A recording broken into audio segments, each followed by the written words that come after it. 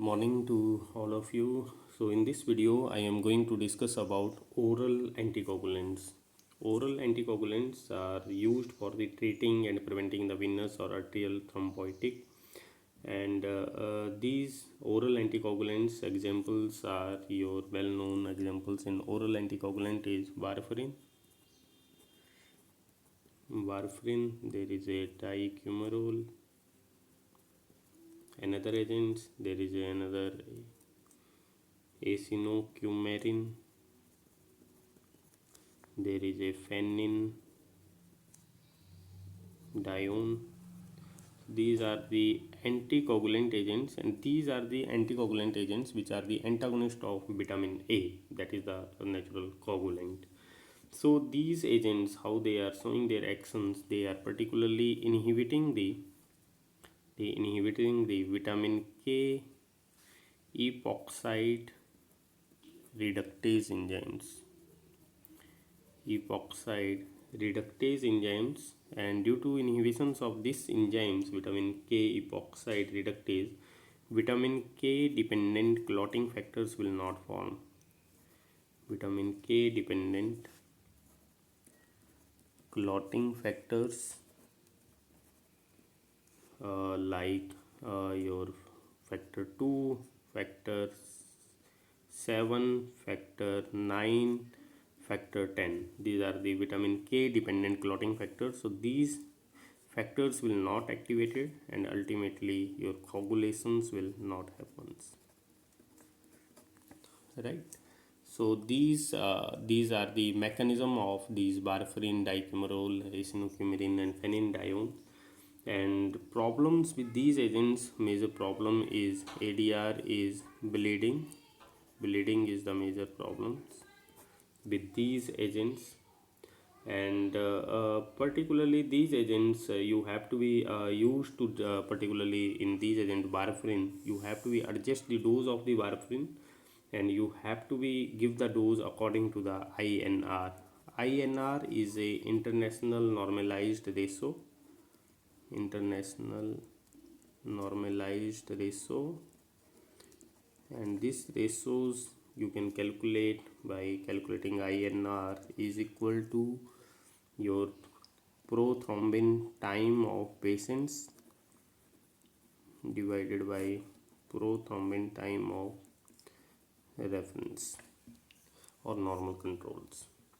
So these agents INR, according to the INR, you have to adjust the dose of the warfarin, and there is a drug interactions also happens with these agents. Drug interactions with these agents are, if you are giving these agents with the enzyme inhibitors, so these will increase the effect of warfarin. So the drugs which increase the effect of warfarin, the drugs are cephalosporin, which increase the effect, cephalosporin, aspirin, phenylbutazone, phenylbutazone. So these drugs increase the effect of warfarin. Another microsomal enzyme inhibitors like erythromycin, cimetidine also increase the erythromycins, cimetidine. So these drugs increase the effect of warfarin. So in that case, you have to be decrease the dose of the warfarin. Another is with enzyme inducers like rifampicin, grusofilvins, rifampicin, grusofilvin, oral contraceptives. With these agents, it will decrease the effect of warfarin. Decrease the effect of warfarin, and in this case you have to increase the dose of warfarin to get a therapeutic effect in that case. So there is a two scenarios that if you are giving the warfarin, with the enzyme inhibitors. So you these will increase the effect of warfarin. So in that case, you have to reduce the dose, like cephalosporin, aspirin, phenylbutadiene, erythromycin, or cimetidine. If you are giving the warfarin with the enzyme inducers like rifampicin, grisophulvin, oral contraceptives, so it will decrease the effect of warfarin. So in that case, you have to increase the dose. You have to be decrease the effect, because effect will decrease, so you have to be require more dose to reach the therapeutic effect. So these are the two important interactions with these warfarin oral anticoagulants. Another drugs in a oral anticoagulants is factors, new drugs, factor 10a inhibitors. Factor 10a inhibitors, specific inhibitors. The drugs are rivaroxaban, abixaban. These are the drugs. There is a drugs which are directly inhibiting the thrombin, direct thrombin inhibitors are giamelgatran, dabigatran. So these are the drugs which are directly inhibiting the thrombins, and these are under category of noble direct acting drugs because they are directly inhibiting the selective one specific coagulation factors, either thrombin A or this one. And this dabigatran, these thrombins, these are the thrombin inhibitors, but these are inhibiting the factor 2A, and factor 2A inhibitions ultimately inhibits the coagulations.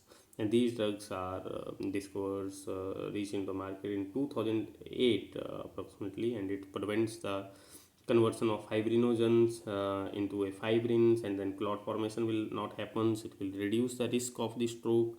These drugs are giving in the unstable anginas to reduce the risk of the stroke. So these drugs are prescribed for such type of therapeutic indications.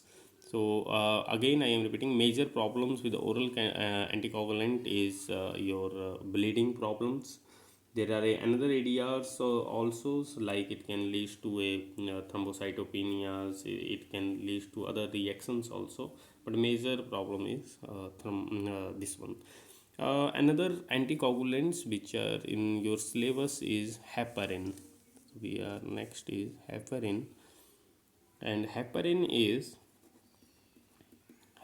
Next anticoagulants in your syllabus is heparin, and heparin is a parenteral anticoagulants, and it's useful in the heart attacks, unstable angina, unstable angina, and as I told you, it's give through a injections into the vein, and yeah, because it's destroyed in the gut, and its T half is very low T half.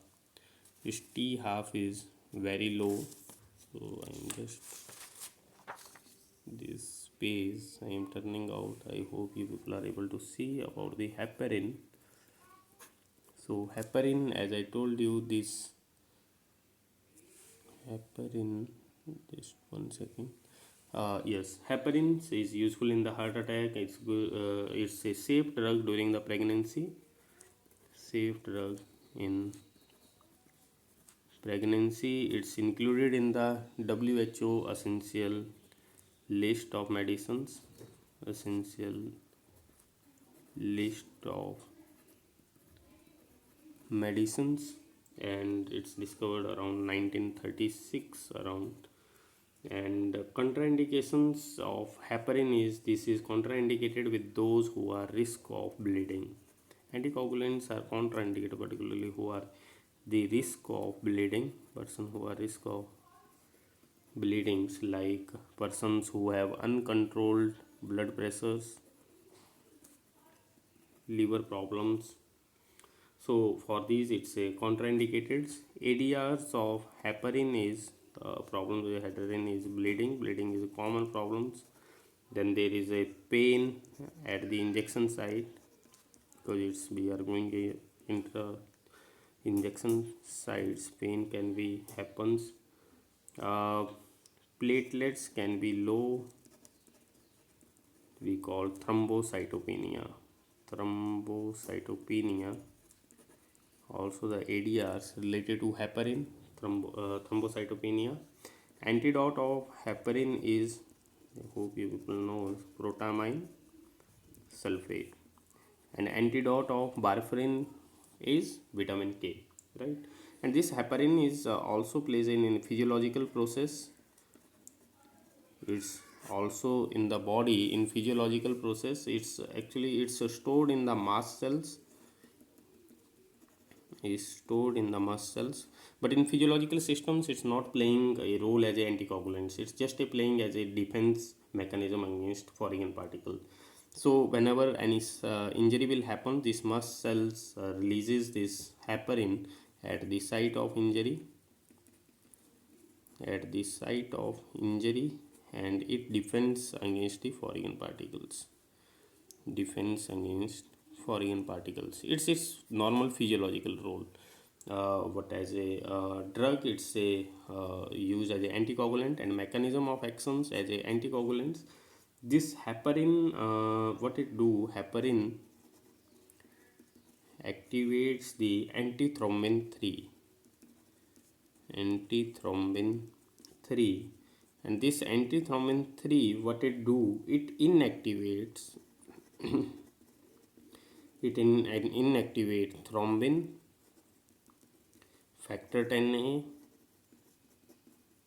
and other proteins, or also 2A, factor 2A. So it inactivates.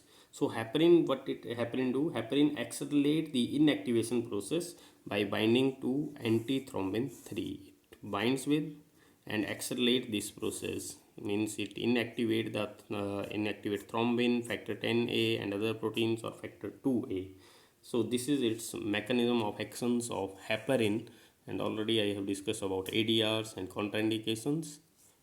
So this is all about heparins and oral anticoagulants. Thank you.